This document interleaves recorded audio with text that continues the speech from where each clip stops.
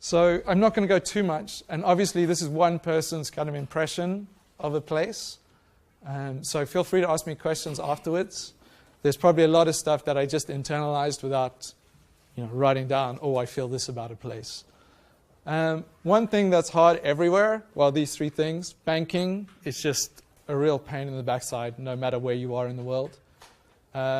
Even in Warsaw, where I had like the Polish staff come and help me at the bank and translate and do everything and tell me what to do, it was still difficult.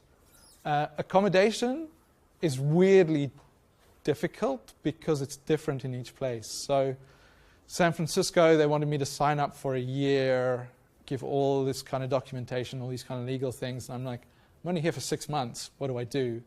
And just had to make a plan with a friend of a friend who was European and was letting rooms to other Europeans on a short-term basis. Weirdly, London's probably the easiest place to get accommodation. And for me, tax. It's just, I don't do tax very well generally, and doing tax in different countries and different languages was just crazy. So those are the three things. Everything else is a little bit different. Let's say I'm originally from Cape Town. What I did for each of these places was go to AngelList, which I'm sure everybody knows, and just do a search for how many jobs are in each town. For Cape Town, there's only 23 jobs listed on AngelList for startups. So it's not a huge startup center, but it is actually the startup center for South Africa. So there's either Cape Town or Johannesburg. Johannesburg's a big financial center, but Cape Town traditionally has a really big creative industry from before the internet, and startups have kind of hung around there. And even when I went to Meetup and just put in like how many startups are in Cape Town, how many meetups are in Cape Town around startups, there just was none really. Although the one really great thing about working in Cape Town is it's like the second cheapest place in the world for expats to live and work. So this came out maybe about 2 weeks ago. Windhoek, which is in Namibia, just a bit north, is the cheapest place. So if you are going to South Africa with pounds, those pounds go a hell of a long way, or dollars or euros. So it's conceptually, if you had a startup, you could go down to Cape Town, because one of the other benefits is you're very much on a European time zone as well. So cheap to live down there. Other weird things, Amazon.co.za, there just isn't. So it's really weird just not to have Amazon, not to be able to just go and buy something and have it delivered tomorrow. That doesn't work everywhere. Like things that you may think are really obvious, of course there's Amazon, is not very obvious. What Amazon actually do have in Cape Town is a really big development center.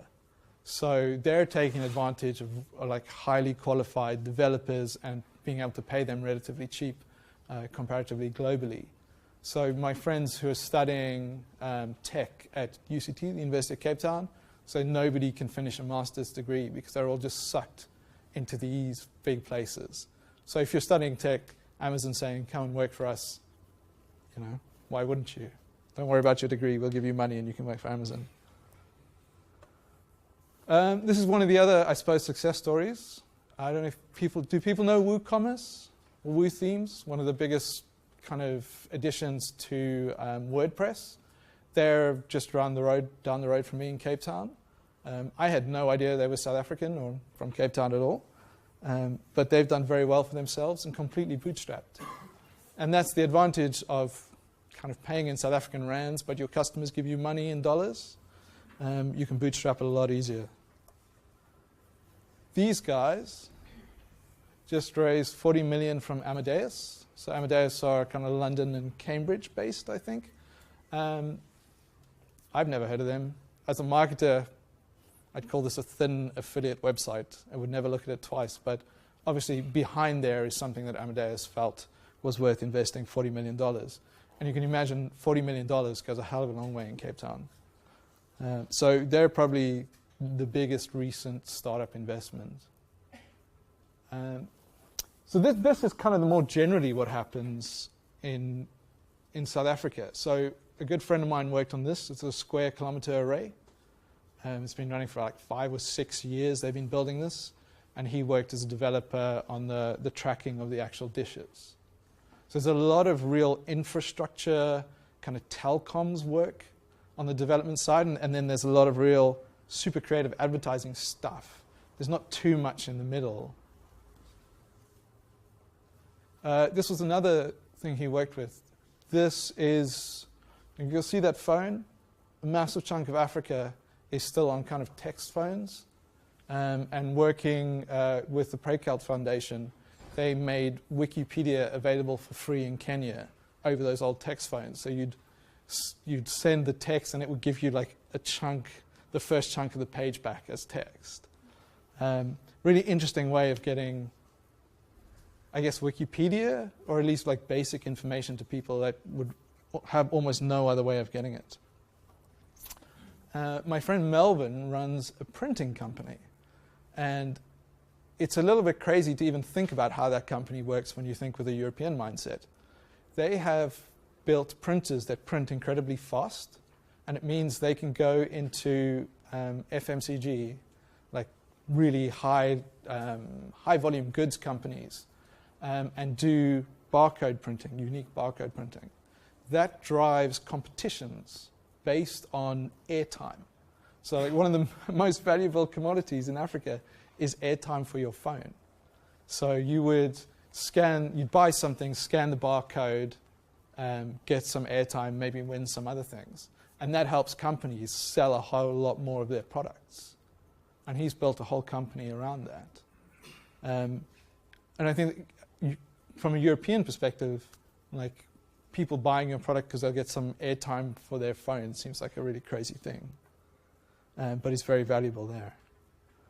So I guess some of the pros and cons of Cape Town. It's really beautiful. It's really cheap. It's a 24-hour party city, like nowhere else I've ever been, for sure. You're on the same time zone as Europe. So you can do a lot of business with Europe. You can do a lot of outsourcing backwards and forwards. The negatives, it's pretty dangerous. Public transport's very dangerous. Internet is way behind. So kind of like computers, not really a thing, but mobile's massive. So as Africa is pretty much going to skip kind of land computers, and everybody would just go straight to mobile. So it's a big place if you're doing anything startup-wise on mobiles. Kind of banking on mobile and all those kind of things are going to be really big. And from my friend Melvin, who's trying to raise things like modern VCs and mentality and attitudes that you'd maybe expect here or in San Francisco, just doesn't exist at home at all. So it's quite far behind from what you would expect from a startup environment, although there are some really good things about it. So that's, I guess, home, although I haven't really lived at home for about 15 years. This is Warsaw. I had no idea what to expect when I went out to Warsaw, like no idea. This is the bit that looks really nice. When I put Warsaw into AngelList, there were 17 startups, that really was my experience. I met one other startup in the 6 months I was there. The startup I went to work for was Codility. They test developers. And this really plays to the strength of Poland. They have lots of really great back-end algorithmic type developers. So anything that requires hardcore coding, these guys are really great. So it kind of made a lot of sense to me that that's the product that came out of Warsaw. Not really much going on in terms of meetups. You can see there's 2 meetups today, and then there's one in a couple of weeks. There's not really much of a startup scene at all. I put that in. That's what they tell you Warsaw looks like, which is beautiful. But actually, most of Warsaw looks like that, which is not a problem, really. It's an amazingly clean, functional, calm, really nice place. It was just built very cheaply after the war by various communist governments, so it doesn't look that great, but it's certainly nice to be in. One of the things that actually have just arrived is Google Campus. So that's a big shot in the arm for the startup scene in Warsaw.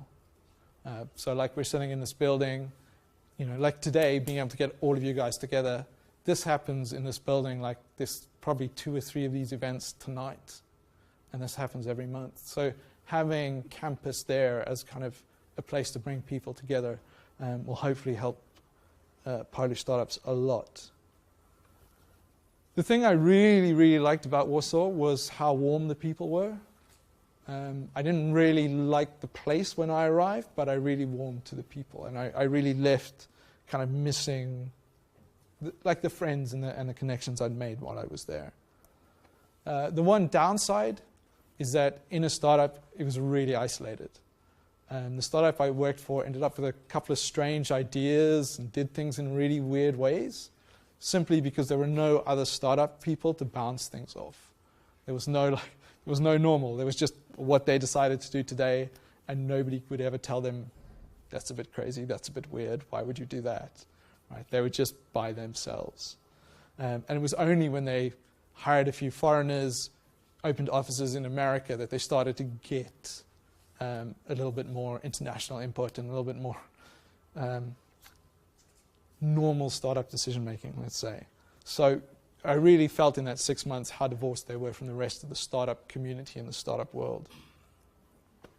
So pros and cons: cheap to live. I had the most amazing flat in Warsaw for like half the price of my shared room in London. It was amazing. Clean, good public transport, absolutely lovely people, really good back-end developers. So what I found is people still, they go to university, they do a master's degree, they do all this algorithmic stuff. So really great if you want hardcore devs.